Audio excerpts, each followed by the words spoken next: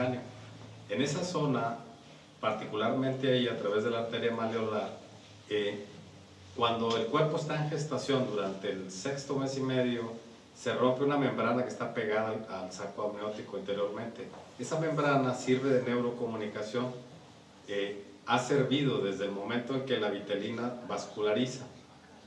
Y una vez que está este ser humano ya en gestación durante los 6 meses y medio, la adenina de la mujer tiene el control total sobre la dopamina que se genera ahí en el huevito cuando se pega en el endometrio, y tiene que ser reconocido. El momento en que se reconoce, se produce dopamina ahí, y ya una vez reconocido entre adenina y dopamina, el cerebro de la mujer hace secuenciaciones genómicas para poder hacer la vascularización, y de ahí que empieza el proceso de desarrollo del nuevo ser humano. Ese mismo ejercicio que la mujer hace en gestación, yo logré hacerlo a través de capilaridades que están precisamente en esta zona de las membranas celulares. Esta zona entre el maleolo y el calcáneo yo le llamé capilar linfático maleolar, por la proximidad al maleolo, nada más por eso.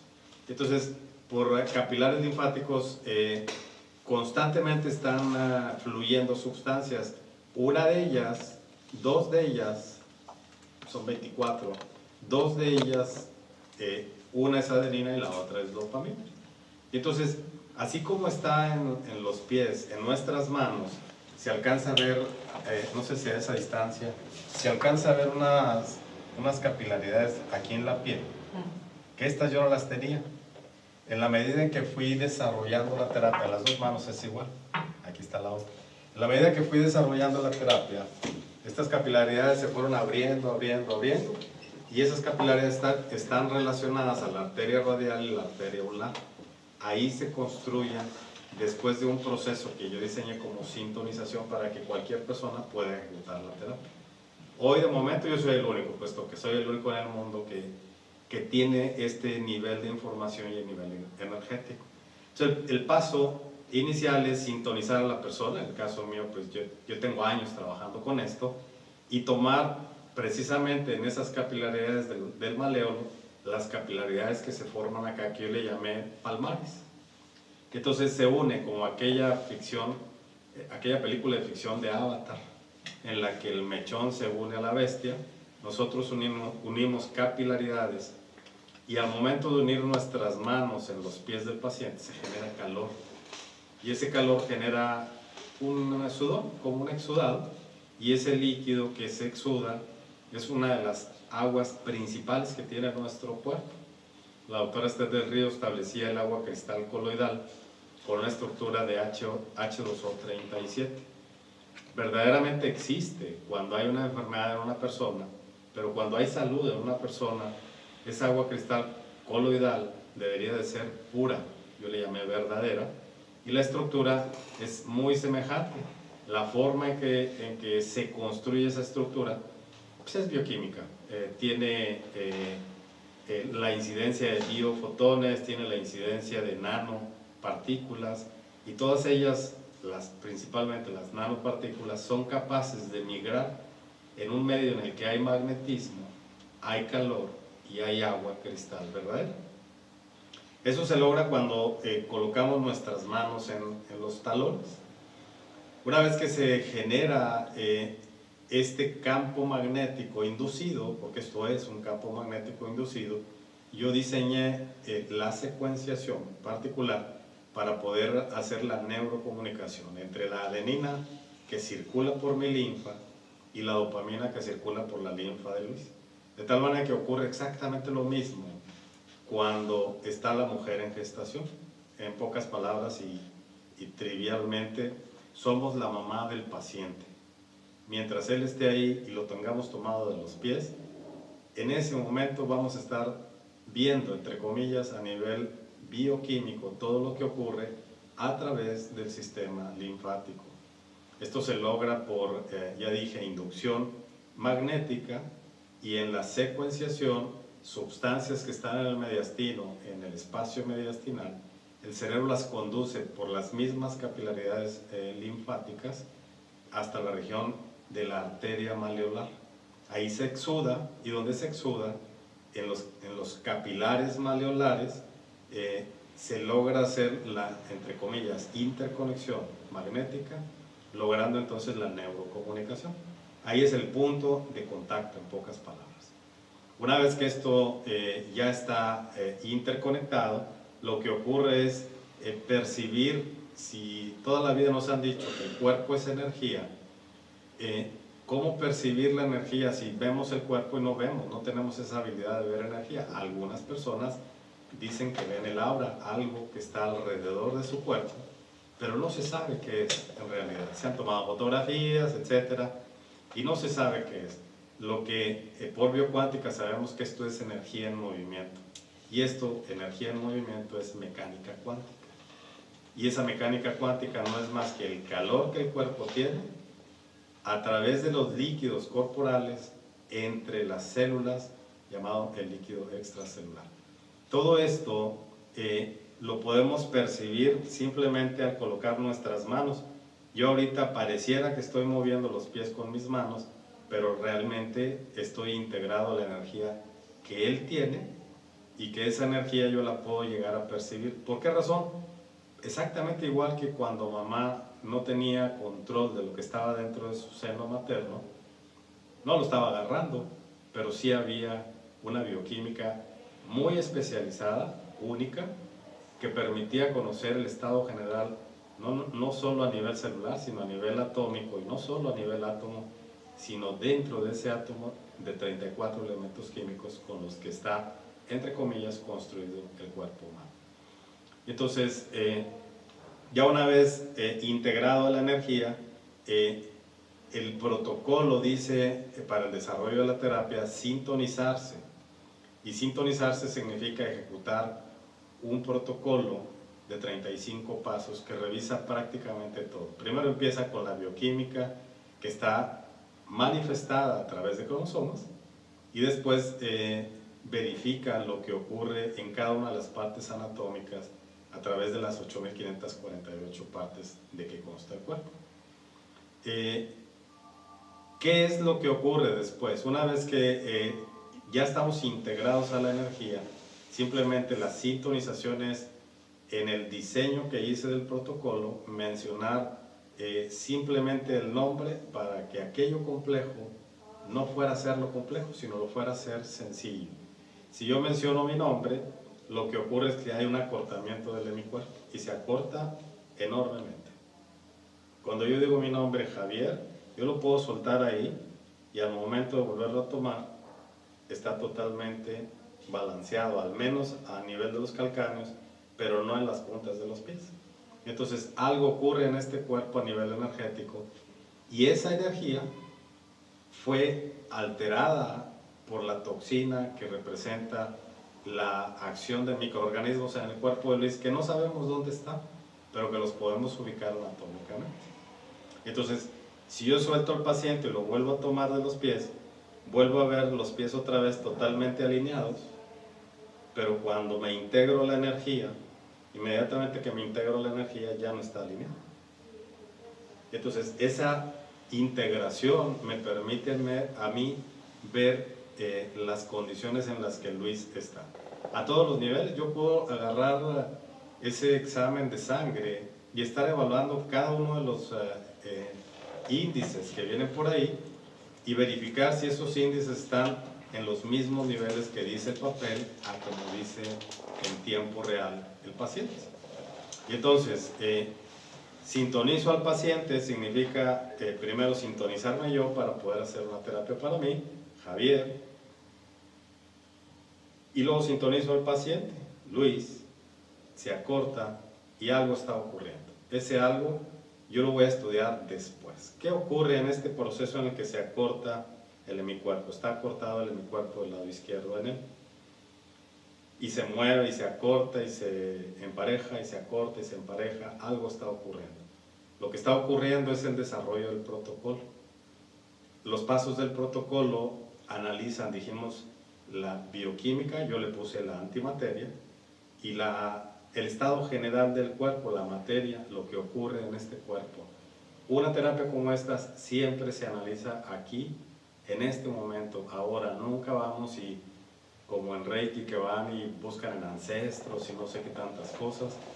En este cuerpo está representada a través de la bioquímica todo lo que ocurre aquí. Esto es lo que existe, lo demás no existe. De tal manera que cuando la terapia ha terminado, yo recibo lo que le llamé, utilizando la terminología del genoma humano, el codón de confirmación, en la que yo tenía que tener una respuesta de cuando inicia la terapia, se acorta. Cuando termina, se haga un acortamiento más pequeño en señal de que terminó.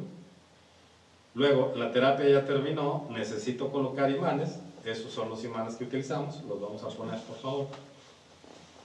Y todos estos imanes tienen un propósito. Primero, todos se colocan sobre la camilla, nunca sobre el paciente, y todos se colocan con una posición estratégica. El primer par de imanes está generando un campo magnético, el segundo igual, el tercero, el cuarto y el quinto igual. ¿Esto qué significa? Observando los colores de los imanes, ese imán es un imán simple, del tipo de las bocinas que tenemos en casa, que están preparados para de manera terapéutica generar un campo magnético, que ese campo magnético es totalmente transparente para el cuerpo humano, pero que nos permite generar un campo magnético pulsante en forma de espiral a lo largo de todo el cuerpo de Luis, gracias a la acción del campo magnético de la Tierra, los campos Harman. Entonces, sin entrar en el detalle de lo que ocurre en la Tierra, esos campos Harman proveen ese campo magnético en espiral con la intención de que el cerebro, al detectar que algo lo está golpeteando a nivel membrana celular, eleve una alerta, y esa alerta la detecte todo el sistema nervioso central, para que a partir del momento en que a nivel celular todo está siendo agredido por este campo magnético, esa estructura del cerebro que mencionamos muy rápidamente, se llama fornix, esa estructura pueda rápidamente recibir la respuesta de los mensajeros y dar una solución para esta agresión a nivel celular. Libera 4 sustancias, una de ellas es la célula madre, las otras 3 son 3 ácidos, tantálico, ácido fólico y ácido bórico. Estos 3 ácidos son necesarios para que en la membrana celular rápidamente se pueda mezclar en ella la inmunoglobulina E, y si es a nivel celular, pues a nivel de estructura, proteger cada una de las estructuras, así en el hígado, en el riñón, en el páncreas, en el vaso, en donde sea. De esta manera, cuando el cerebro detecta el campo magnético provisto por estos imanes colocados de esta manera, pero en su fuente principal, los campos de la Tierra, este campo magnético le permite al fornix detectar e inmediatamente proteger.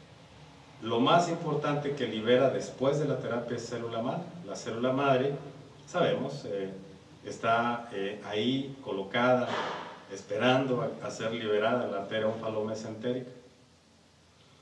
Y esta arteria, el cerebro la tiene como un interruptor, la tiene apagada, porque las toxinas que están sobre todo en el tórax anterior pueden llegar a generar problemas muy importantes.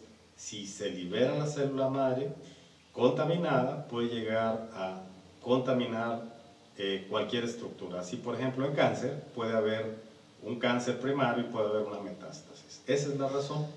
Y entonces, cuando se libera esta célula madre, nosotros, al momento de desarrollar el protocolo, lo que hicimos fue aprovechar esa liberación para que rápidamente todas aquellas estructuras que fueron lastimadas por los microorganismos puedan ser reparadas y puedan ser regeneradas. La reparación se utiliza ácido tantálico, célula madre y ácido fórmico. Así, por ejemplo, en el caso de Luis, que trae un diagnóstico de cáncer, ¿es cáncer? de próstata. Entender la patología primero significa saber qué acciones de microorganismos hubo. Todavía no menciono absolutamente nada, estoy describiendo nada más la terapia. Y entonces, una vez que todo este proceso de reparación y regeneración se da, el cerebro va a tener como si lanzara toda una serie de tareas para reparar todas aquellas estructuras que fueron dañadas por la acción tóxica de los microorganismos. ¿Qué sucede cuando hemos terminado la terapia y queremos saber qué es lo que en este caso Luis padecía, que le arrojó ese examen del día 10 de octubre en el que indica que el antígeno prostático está elevado? Podemos hacer cualquier interacción en el sentido de que estamos actuando a través de adenina y dopamina, es decir, estamos actuando a través de neurocomunicadores, el neurotransmisor y el neuroreceptor. Entonces esto significa que podemos tener acceso a todo lo que ocurre a nivel cerebral. Y a nivel cerebral podemos entender cómo es que trabaja cada una de las estructuras para que todo lo que sucede en el cuerpo día a día, él ve, huele, saborea, escucha y toca a todos los sentidos intrínsecos, y todos ellos son estímulos para el cerebro. Entonces todo lo que ocurre en su vida, su cerebro lo registra en la corteza cerebral.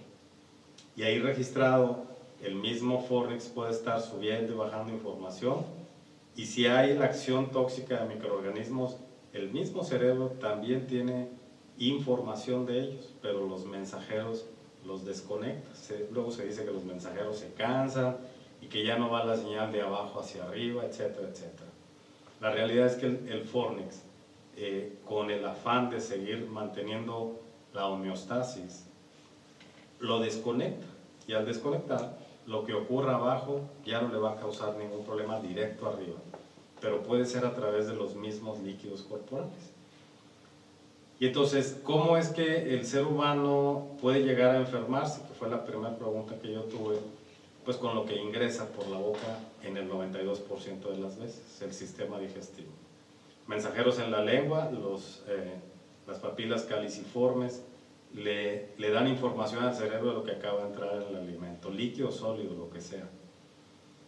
Pasa el bolo alimenticio y mensajeros que están localizados en el primero, segundo y tercer tercio del esófago, como si le dijeran al cerebro, aquí viene ya, ¿qué quieres que haga con él? Si el pH está alterado, primero y segundo tercio lo neutraliza, si está en la acidez. Si está en la alcalinidad, el tercer tercio lo neutraliza con la intención de que llegue en el cardias y produzca levadura ahí para que el bolo caiga suave al interior del estómago. Una vez en el interior del estómago, en el estómago también hay mensajeros, le va a indicar los mensajeros del estómago al cerebro que ese alimento ya llegó para que prepare el siguiente proceso. Liberando sustancias en el estómago, hablo de una persona que está sana.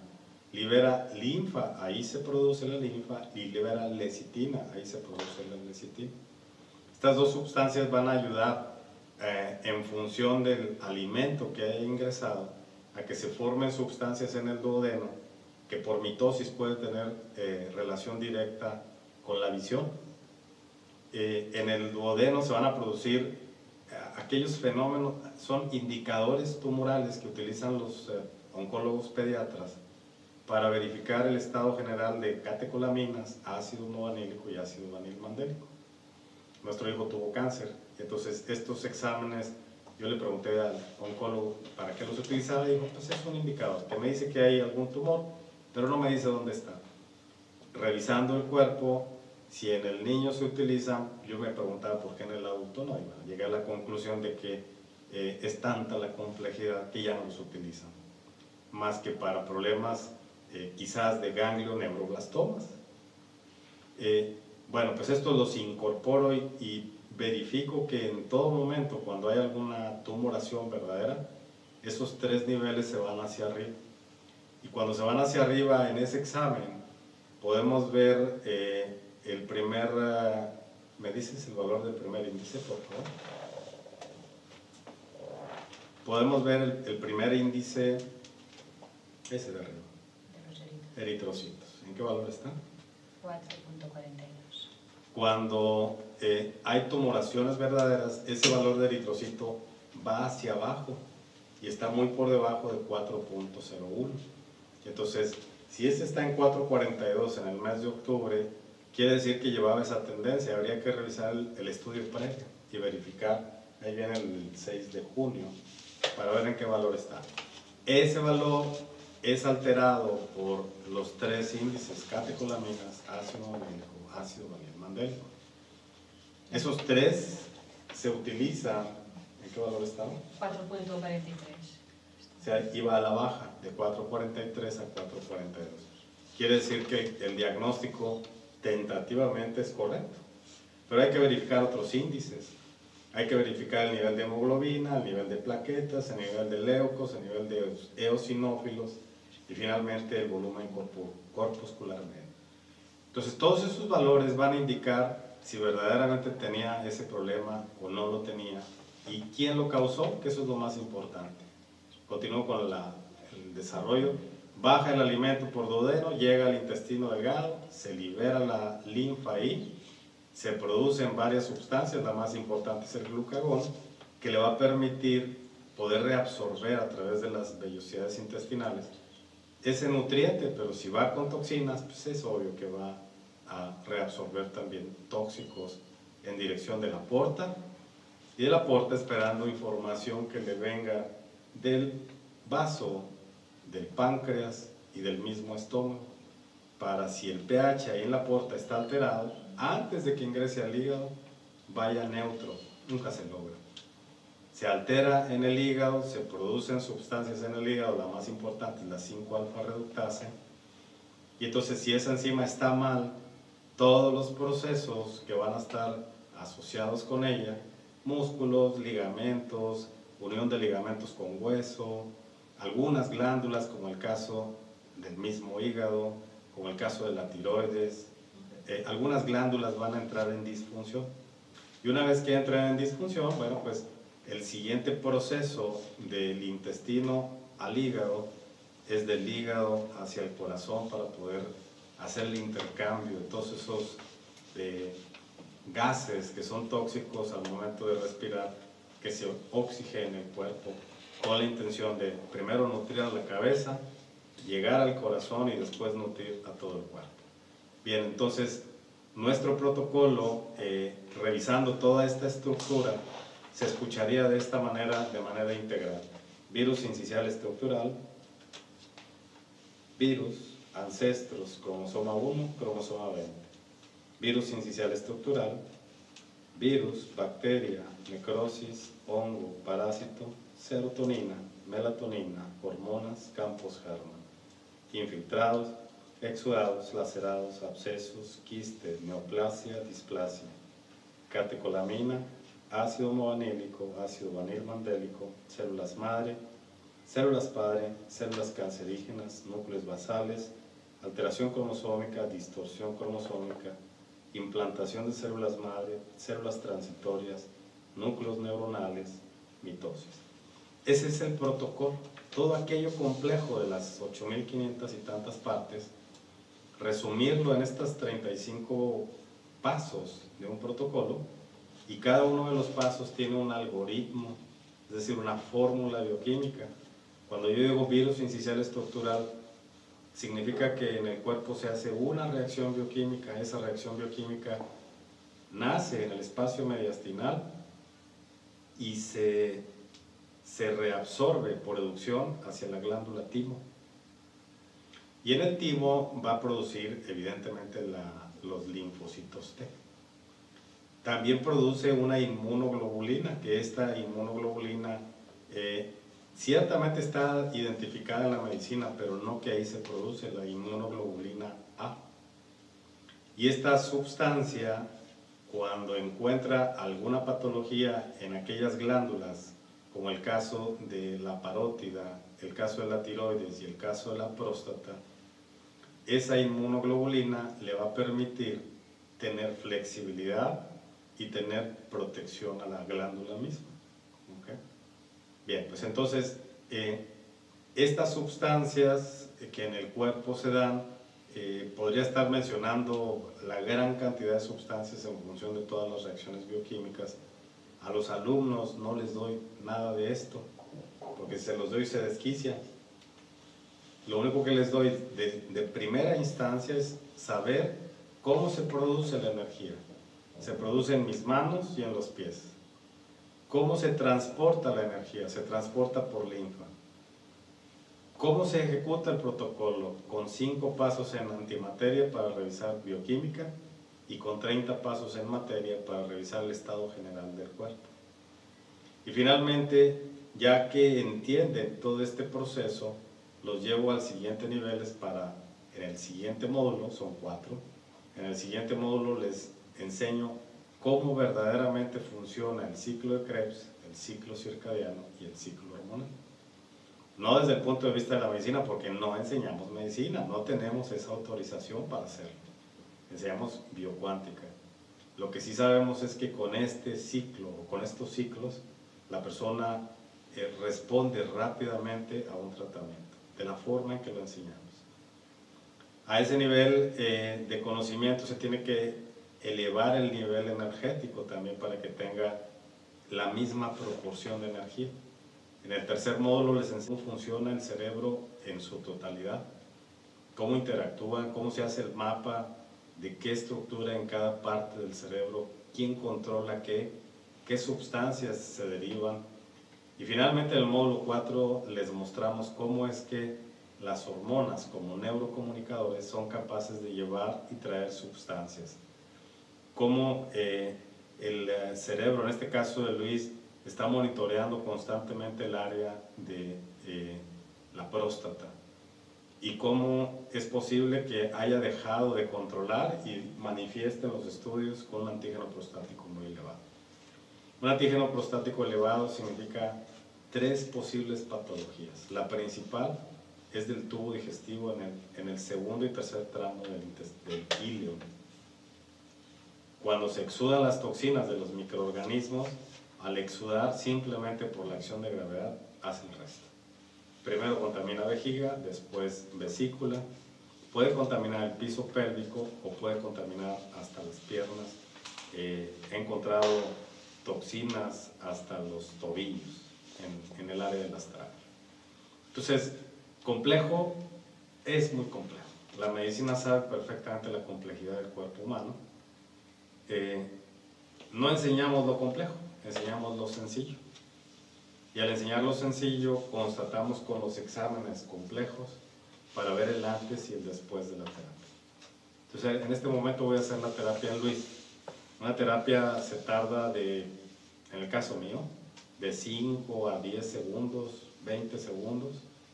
Y yo puedo estudiar el caso de Luis de 10 minutos a 30 minutos a 1 hora, dependiendo de lo que haya encontrado, para verificar si verdaderamente tiene cáncer o no. Si es cáncer verdadero o es cáncer falso. Y luego constatar, no está el equipo de ecografía aquí, hubiera sido fantástico tenerlo porque con ello podemos ver en tiempo real lo que está ocurriendo. Pero ya hay un examen previo, entonces es repetir el examen previo y yo puedo determinar como un pronóstico en cuánto tiempo se puede repetir ese estudio. Lo podría repetir en 4 días. ¿Okay? Entonces, que repita y vemos la evolución. Vamos a ver qué es lo que va a ocurrir. Voy a ejecutar el protocolo. La forma en que lo voy a hacer es como lo hago típicamente en mi consultorio, siempre en silencio. Cuando encuentro algo, lo describo. ¿Okay?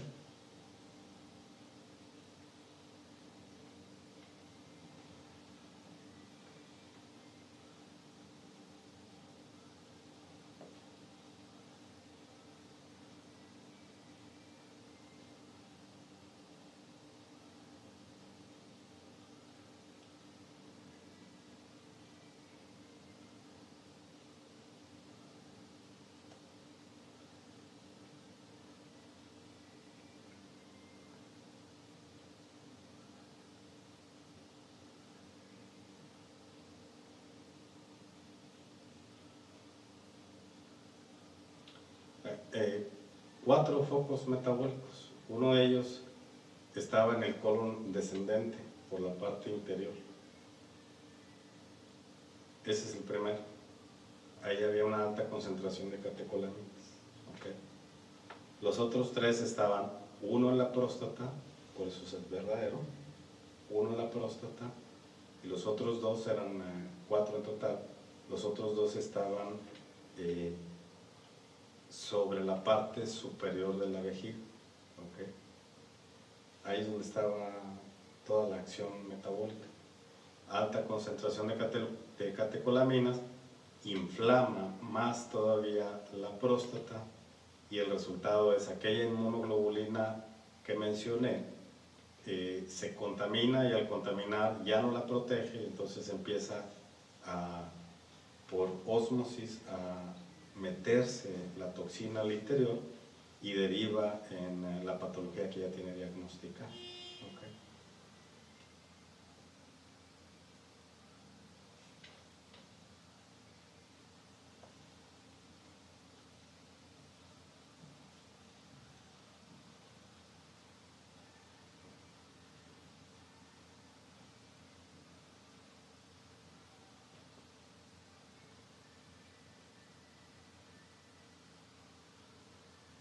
Sobre el área del diafragma inferior, entre el diafragma y el hígado, sobre el ligamento triangular hacia el ligamento redondo, ahí había un foco infeccioso sin catecolaminas, pero con ácido monoanílico. ¿Esto qué quiere decir? Que ahí había otro foco potencial, pero sin catecolaminas. Esto es, digamos, que es, vamos a ver, que es benigno, ¿no? Entonces,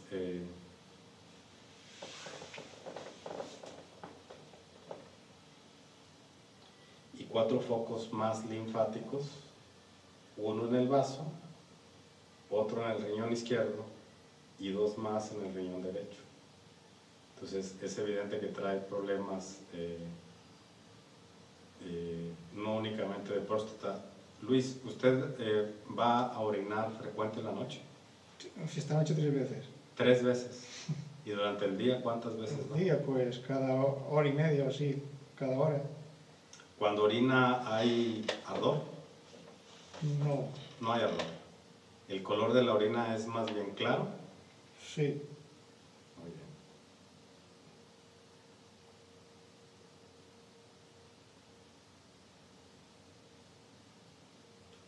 ¿Le dijeron de qué tamaño era la lesión?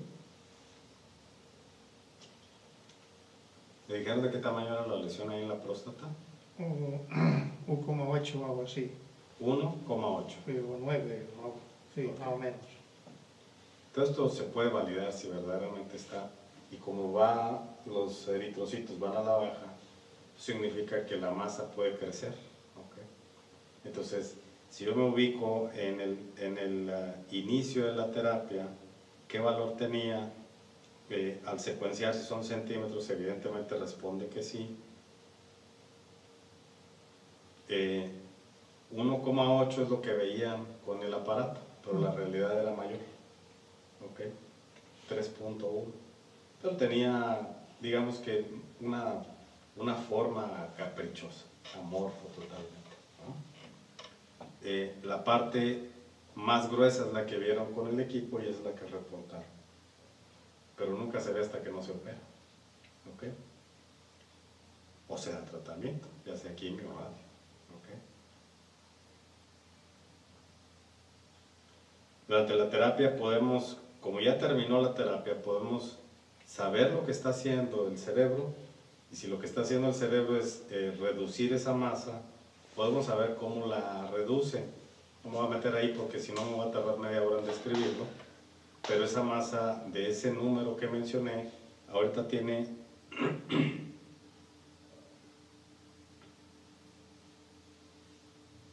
un valor menor, equiparable al 1,9. ¿Okay? Entonces,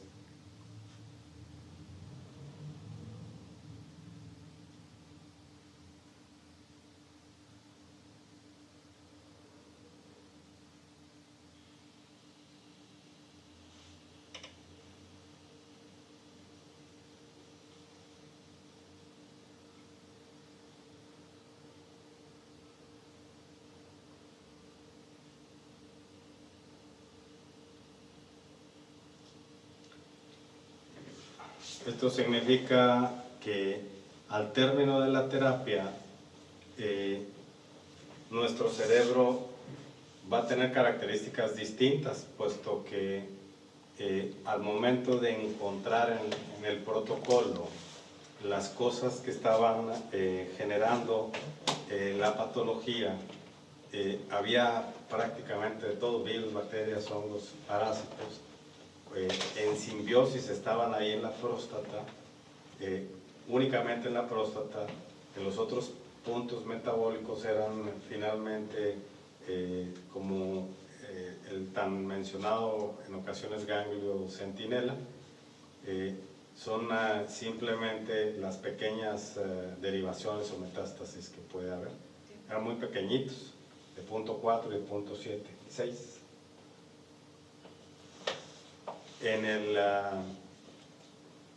el riñón izquierdo y riñón derecho eran muy pequeñitos. En el riñón izquierdo era 1.1 milímetros, en el riñón derecho había 2 de 0.4 milímetros y de 0.4, casi 0.5 milímetros.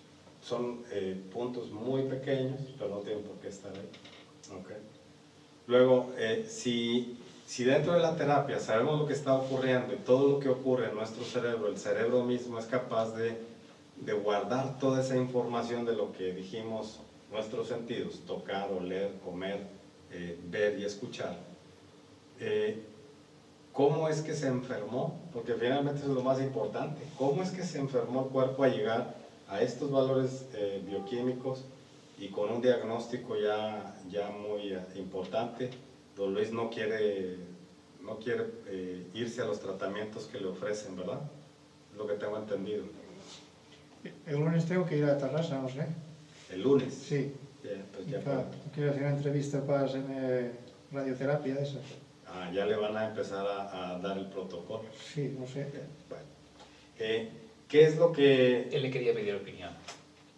¿Él quiere pedir opinión de qué hacer? A usted, sí. Pues lo que yo recomendaría hacer, es lo que les recomiendo a todos, es el primer examen que se tiene que hacer es un ultrasonido. En esa ecografía volver a validar con la imagen, ver si hay patología ahí, de qué tamaño está para poder ver la evolución. Esto no es magia y esto va a tener una evolución. Y entonces, ¿en cuánto tiempo puede reducirse una tumoración? Yo mencioné al principio que puede ser dentro de la misma terapia o puede tener una progresión. La próstata, la tiroides y las glándulas parótidas, en su reparación y regeneración les puede tomar desde 6 horas hasta 27 días. Entonces, la única manera de poder saber cuánto tiempo se tarda en esto es con los alimentos que pueden llegar a ingresar. De la alimentación, lo primero que yo recomiendo es un par de cosas que no deben de ingresar a partir de hoy. Una es el cerdo y la otra es la coliflor. El cerdo aquí en España, decir no lo comas es criminal, estamos de acuerdo, porque es lo que más hay. Pero yo siempre les digo, bueno, pues haz la prueba por 30 días y luego vemos en los estudios, tanto de laboratorio como un ultrasonido, el estudio en el que arrojan el tamaño de esa lesión. ¿Qué fue? ¿Un TAC o qué fue? No sé, ¿No sabes? ¿Qué le hicieron? ¿Una tomografía o una resonancia? Una resonancia, un TAC, eso de los huesos también. ¿Un gamagrama? Sí, sí. ¿Y en el gamagrama todo salió bien? No lo sé, eso no tengo ningún papel yo de eso. No le dieron nada, no vino. No. Sí, pero se puede solicitar, ¿eh? Sí, falta maná. Esto lo tenemos que pedir. Ok. Bueno, entonces lo que yo le recomendaría hacer es que repitan los estudios que son menos caros, un examen de sangre y una ecografía para ver en qué condición realmente está la próstata. ¿Hoy qué día es? Día 3. Jueves. ¿Es jueves? Jueves, viernes, sábado, domingo, lunes. Perfectamente para el lunes.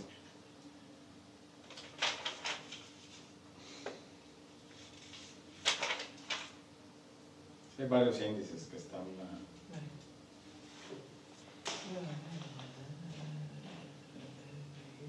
Vale, ya es por eco.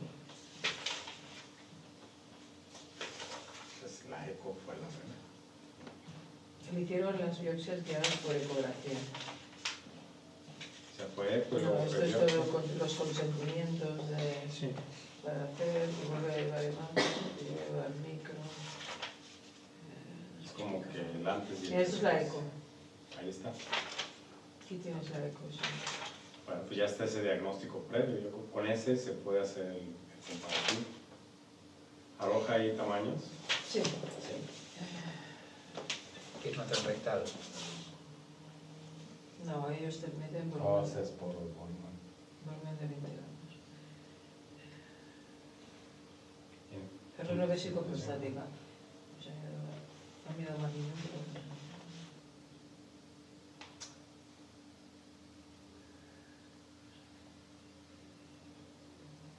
Empieza con una sospecha de hipertrofia benigna. Entonces, hipertrofia O sea, benigna empieza con una sospecha de hipertrofia benigna de próstata. Ajá. Y supongo que le piden la PSA y le piden la ecografía y supongo que al ver la PSA para arriba ya empiezan A buscar más. a buscar, sí, a seguir. Ok. No está, ¿no?, la anatomía patológica, quería mirar a ver si está la anatomía patológica, pero no. Es curioso todas las floras que le estamos buscando.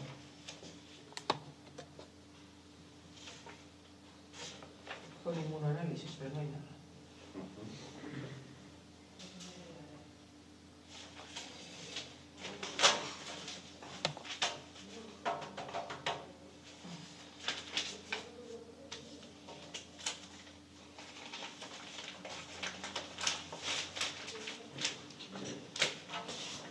Aquí dice 20 gramos, pesaba 23. O sea, está para hacer un examen que ciertamente no es invasivo, da una lectura muy aproximada a una realidad. Esa realidad la detecta y la mantiene en la corteza cerebral del cerebro. Sabe perfectamente qué es y la localización perfecta de lo que es. Entonces, bien, pues lo recomendado sería repetir nuevamente la ecografía, pero luego mi punto, por el hecho de no ser médico, es donde más me duele, es que ya hay una biopsia. Y entonces, en función de la biopsia, es más difícil que un médico pueda revirar, es decir, que pueda regresar otra vez, puesto que hay un análisis muy claro. A este grado, yo he tenido pacientes allá con el mismo problema, le hacen la biopsia, la diagnostican como maligna, se someten a la terapia, van, repiten el estudio, no hay nada, y el médico dice, tendrás mucho dinero, esto no me sirve, y proceden con la radio o con la quimio. Entonces no hay poder en el mundo, no soy médico y aún, y que lo fuera, no hay poder en el mundo que le pueda hacer cambiar el protocolo diseñado allá en México. No hay, simplemente. Entonces, quedamos atados de mano. ¿Cuál es la ventaja con esto? Es que los microorganismos, cuando están dentro de nuestro cuerpo, las toxinas que se están generando, habíamos hablado por allá en el módulo 4 del tipo de carbono que contienen, se impregnan sobre los cilios magnéticos de bacterias y de parásitos.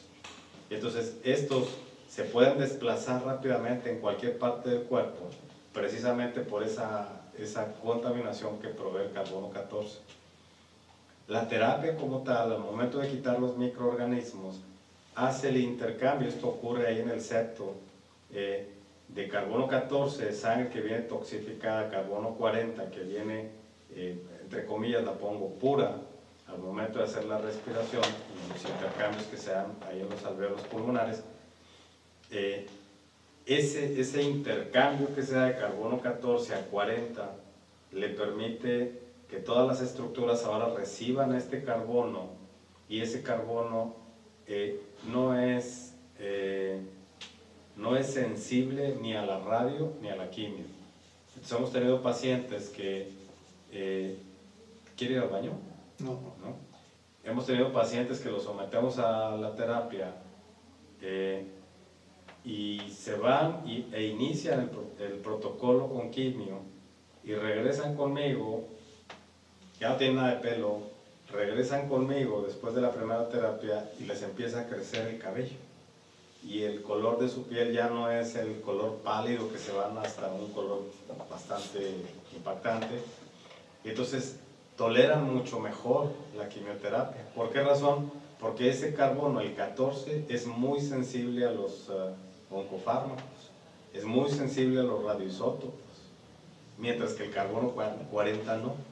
Entonces, esto hace que el mismo Fornix pueda construir las membranas, la inmunoglobulina E. Todas esas membranas van a estar protegiendo constantemente a las estructuras. Y entonces, un paciente después de la biocuántica en quimio o en radio, le es como haberse tomado una aspirina o algún medicamento analgésico en general. No le pasan los mismos efectos. Esa es la variante que esta terapia también puede ofrecer. Eso porque el cuerpo queda totalmente inmerso en una bioquímica que ahora el cerebro del paciente controla todo y va a empezar a desechar todas las toxinas, va a empezar, si es un tumor, lo va a deshacer y entonces va a estar lisando constantemente, ya bien sea por orina, por evacuación o por sudor. Entonces, esto para mí representa como terapeuta quedarme con las manos atadas, pero aún así, la alta posibilidad de que el paciente que es sometido a este tipo de tratamientos la libre sin ninguno de los síntomas típicos de estos procedimientos. Entonces, mi recomendación sería repetir una eco y repetir el examen de sangre para que el médico los alcanzara a volver a revisar y aún así no creo que vaya a tomar una decisión diferente a la que ya tiene, porque ya está una biopsia. Ojalá y se pueda. ¿Ok? Entonces, síntomas.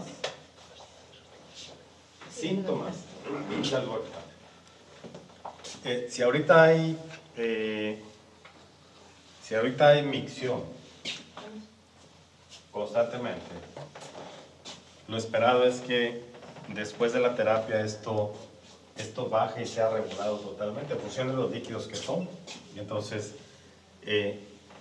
tú estás al pendiente de él, ¿verdad? Sí, bueno. Bien. Entonces, revisarlo, Miquel, sería revisarlo nuevamente. Si él va el lunes y él puede venir a que vuelvas a verificar para preguntar por esos síntomas que son típicos cuando hay problemas de esta naturaleza. Si la orina durante la noche baja o se elimina, esa es una evolución a la salud. Si durante el día, en vez de 1 hora y media, se desplaza a las 3 o 4 horas, ya está dentro de lo normal. Depende de los líquidos que tome. ¿Okay? Pero de todas maneras vamos a andar todavía por acá. ¿Okay? ¿Listo, Luis? Sí.